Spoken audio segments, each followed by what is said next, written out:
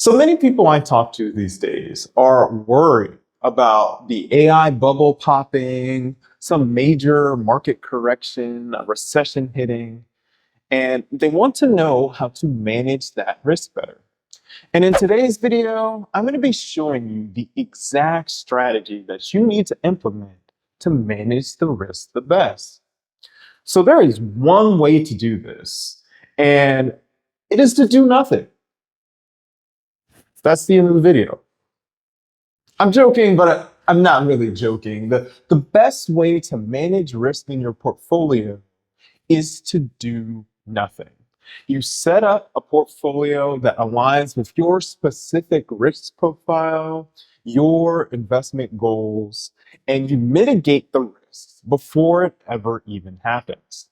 So if you built a portfolio that aligns with your goals, you don't have to do anything when the market hits a volatile patch. But how do we do that? How do we actually set up a portfolio that aligns with our long-term goals? Now, none of this is financial advice, but I'm going to give you several different ways to set it up, the passive way, and if you want to actively manage that risk. So the first thing, and this should go without saying, don't sell in a market downturn. People's first response when they see the market going down is to try and sell and go to cash. This is a guaranteed way to lose twice. You're going to lock in those losses from that market downturn, and you're not going to come back into the market fast enough to take advantage of the market recovery. Some of the best market days happen right after some of the worst market days. So if you're trying to time the market and hop in and out, you're going to get that timing wrong, and you're going to lock in those losses, and you're going to miss out on the recovery gains.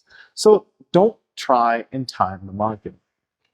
So if you want to manage the risk, you need to build a portfolio that hedges against that market risk.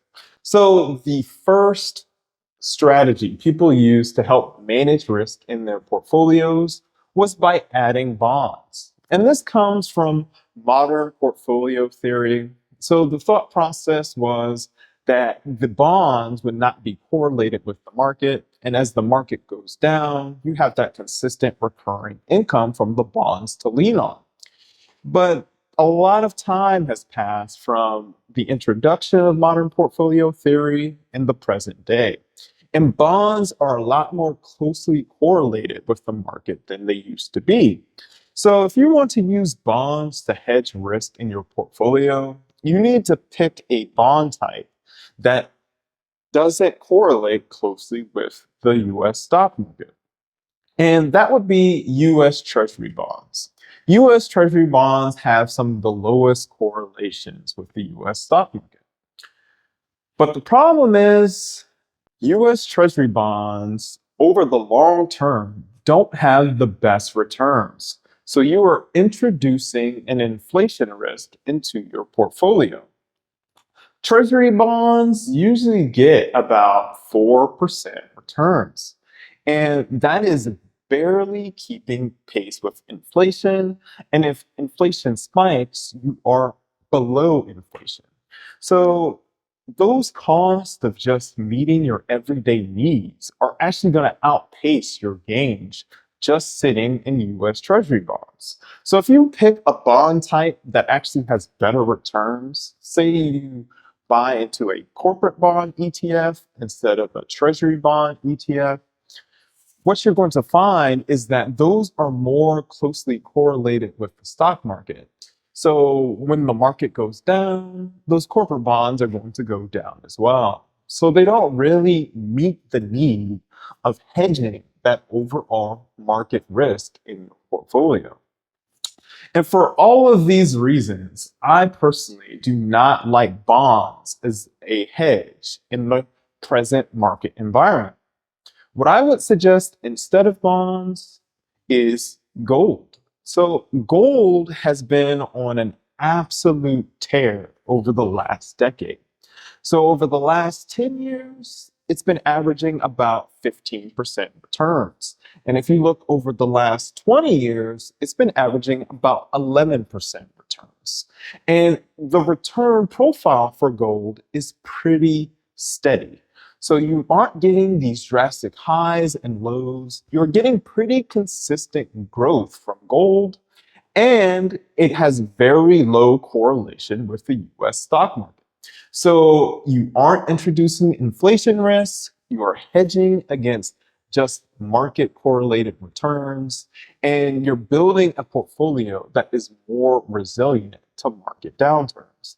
Gold is my favorite, and I actually did an entire video recently talking about the silver and gold market and what my outlook for those markets is going to be. Now, another way to hedge that risk, and this is counterintuitive, is to actually just stay in 100% stock allocation. And you're like, I'm trying to avoid market risk. Why am I going to stay 100% invested in the market? Well, the key is not to be overexposed in a single sector or a single market cap, large cap or small cap. You want to be diversified domestically, internationally, so your portfolio is resilient from a single sector or a single stock or a single market event. And there's a couple ETFs that I like for this. VTI, which is a Vanguard Total Stock Market ETF, and VT, which is a Vanguard Total World ETF. With those two ETFs, you can get exposure to the broad index of stocks domestically and internationally and build a portfolio that almost mirrors market returns with diversification internationally. And this strategy seems like it's fine on the build up to retirement because you know you're not going to be withdrawing any money and you want maximum growth across that time frame. But in retirement, it's actually possible to remain in these 100% stock portfolios. So the traditional logic was that you wanted to get into a 60-40 stock bond portfolio to try and mitigate something called a sequence of return risk. And what a sequence of return risk means simply is if you retire and in the first few years of retirement, your portfolio value drops and then you start withdrawing money on that lower portfolio value, you're essentially locking in those losses and lower overall return profile for your retirement, and you could run out of money. And that logic makes sense if you are doing fixed withdrawals every single month. But if you have the risk capacity and the risk tolerance to flex your spending, so instead of doing fixed withdrawals, if the market is down, you withdraw a little less. And if the market is up, you withdraw a little more. You can actually stay in 100% stock allocations through retirement and manage the risk. And I actually did an entire video on this. They're called withdrawal guardrails. There's like risk-based withdrawal guardrails, and there's a Guyton Klinger withdrawal guardrail that you could set up, which will tell you how much money you should withdraw, when you should make adjustments on how much you're withdrawing and by how much. So if you're interested in this strategy, check that out. I mean, you need a very aggressive risk profile to be okay with 100% stock allocations, but the research supports doing this. And those three methods, bonds, gold, and 100% stock allocations, are the set it and forget it ways to manage market risk. I'll slide it back and set it and forget it. That's if you followed all the instructional material. But if you want a more hands-on approach, you want to actively do something when the market is going down, which I would not personally recommend for most people, But if you're that 1 in 100 person who actually wants to do this, stick around because I'm going to explain how the professionals do it. So the first way, and this is the way that I would suggest if you want to get involved, is to use managed futures ETFs. So a managed future ETF is an ETF that is trading futures contracts. There's an entire futures market associated with currencies, commodities, and what's nice about managed futures ETFs is that they actually have a negative market correlation. So what that means is when the market goes down, these ETFs actually go up. And they go up by a lot. So like in 2022, when the market corrected down strongly, these managed futures ETFs made about 22 to 30%. So you had a stockpile of money that you could deploy and buy up all those undervalued assets in the rest of your portfolio. Or if you were retired, you had these managed futures ETFs that you could withdraw money from during that market downturn. And the nice thing about this strategy is it will actually hedge the risk in your portfolio actively. It goes up when the market goes down. But the bad part about this strategy is that in an up market, they trade sideways or they lose a small amount of value. So my favorite managed future ETF is DBMF. And that ETF actually has a 5% dividend. So it looks like it's trading sideways, but you have to account for the fact that there is a 5% dividend there. So it's not actually losing you any money. And if the market goes down, it goes up significantly. So it's kind of like holding cash, but if the market goes down, it's worth way more. It's a good way to hedge risk in a portfolio, but I wouldn't recommend allocations of more than about 5% to manage futures in any portfolio mix. Now, the next way that you can actively manage risk is with volatility. So volatility as a market hedge is something that hedge funds have been doing for ages. And the way volatility works is if the market goes up, it goes up in value. And if the market goes down, it goes up in value. As long as the market has some sort of volatility to it, the ETF goes up in value. And if the market is kind of trading sideways, there's no significant move in the price. It is the perfect hedge. You don't know if the market's going to go up. You don't know if the market's going to go down, but you know it's going to make a move, so you can use volatility. But the problem is you can't just hold it for the long term and get its benefit. You have to actively trade in and out of these positions to lock in your gains. And most people don't have the discipline to know when is the right time to buy and sell out of these positions and reallocate to the other portions of their portfolio. And that same logic applies to why I don't really recommend the next few options you have to hedge risk. So that volatility ETF, the VIX, you could actually do an options trade of the same thing. So imagine instead of just buying the ETF, you have a long dated option for the ETF. And the way this works is if there's a significant spike in volatility, then that volatility option that you have will go from being way out of the money to being in the money. And now you have a significant chunk of money that you can allocate back to the other positions in your portfolio. This is called tail risk hedging, and it's a strategy that a lot of hedge funds use. They use long dated call options of the VIX. And if you get a significant spike in volatility in the market, they can take that money from that options play and reallocate to buy things on the cheap.